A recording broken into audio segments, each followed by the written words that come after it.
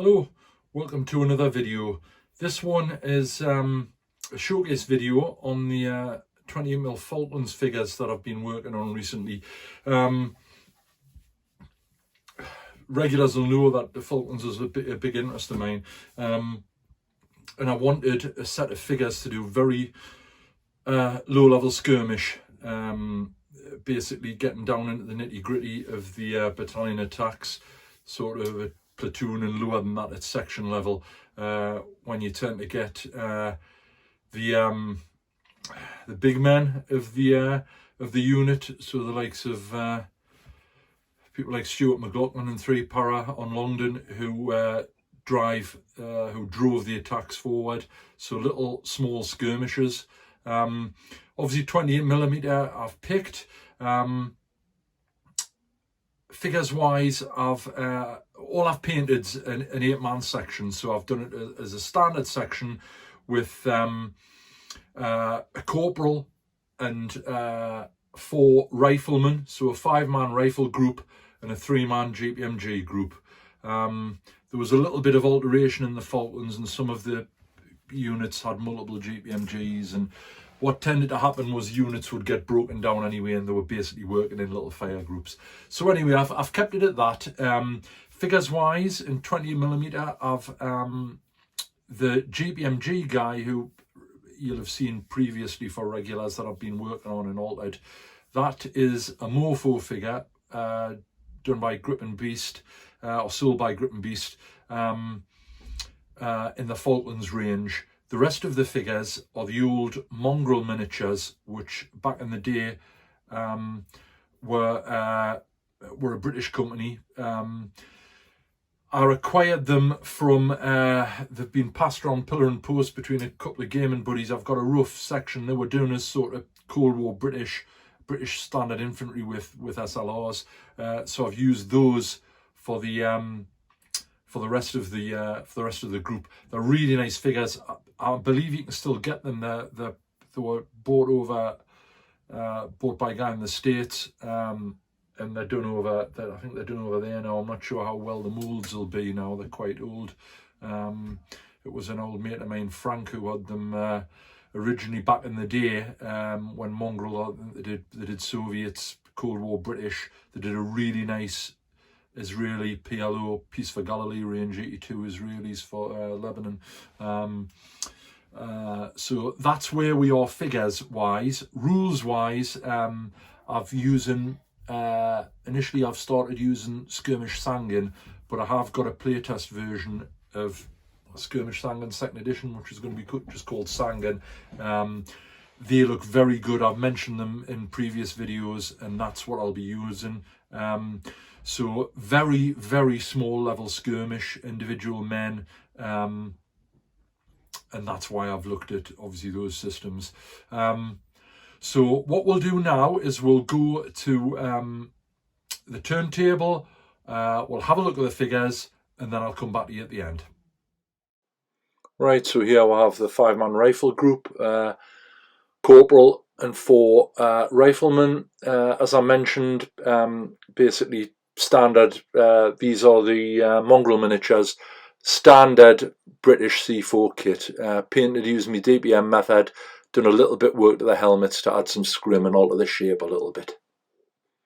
As I mentioned, I really like these figures. They're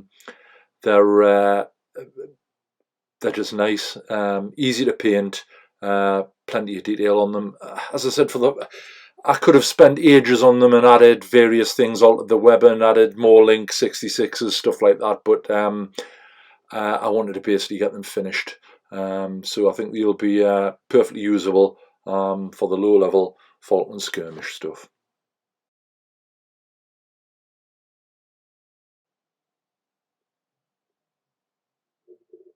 Right in here we'll have the 3-man gun group. So Lance Corporal, GPMG gunner, and he's number 2. Corporal, I was really impressed with the animation on the figure. Good crouch and position. Really liked it. The GPMG gunner is actually one from the MOFO range, who Grip and Beast supply. Pretty sure it was the same sculptor. These are the ones with separate helmets. The British with separate helmets. So it's a guy with his Chairman Mao cold weather pants on. Not sure he'd overheat with those on. I've worn them. They were great if you were static, not so good when you're moving around. Basically, a little bit of work done to the helmets, and I've added link on the gunner and also the number 2. Just used green stuff, sculpted it. Quite pleased with the way they turned out. The gunner looks slightly taller than the rest because they've done an additional base on the figures for some reason, so they were a little bit higher. But really pleased how they turned out. This is just a short close-up video of the DPM. A few people asked to have a little bit of a closer look. Tutorial, I think, has been requested, and I'll have to have a look at that.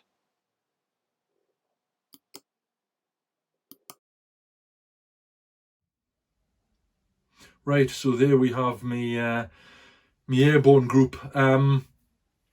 Figures wise, as I mentioned, the turntable.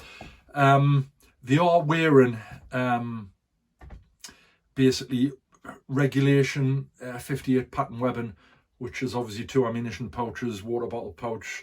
Some of them have got the gas mask pouch on, kidney pouches at the back and the bum roll. Speaking from experience, that wasn't, certainly in the units I was in, always worn in the field and on operations. They tended to be altered. Obviously, to be fair to the figure manufacturers, you can't expect them to go into that much detail. That would be up to anal people like myself to convert and do extra bits. But they are nice figures. I'm quite pleased with the way they've turned out. So that's where we are with them. Opposition wise, I've just bought the MOFO Argentinian figures, again by Grip and Beast, done specifically for the Falklands. They're quite old figures, they've been out quite a long time, but they are quite nice. So basically I bought a pack each of their FN on guys. They do a support pack, a couple of guys with GPMGs, and also do a 50 caliber pack. So at the moment I'm working on the 50 caliber team and I think 4 standard Argentinian riflemen, and that's what we're going to initially kick off with. So as normal, any questions at all as to how I've done them or what I've used, just shout up, and we'll do my best to answer the questions. If you've enjoyed the video, please like it, give it a thumbs up. If you're not already a subscriber, have a think about subscribing. You can do that from the main channel page. Alternatively, at the end of the video, you can click on the bottom right hand corner, which is an Empress Modern 28mm British Infantryman. News wise, it's Wednesday the 16th of March now. On Monday we had the foundations laying for the Wargaming garden room, so that's really good news. We're waiting on the delivery of the building, which is coming from Holland, so hopefully within the next 2 weeks that'll be up, and then we'll be looking at the electric fix and getting the internal furnishings and the storage units put in, and the table, painting stations, spraying booth, all of that. So it's all going well. We'll keep you posted with that. Once again, thanks very much for watching. It's really appreciated.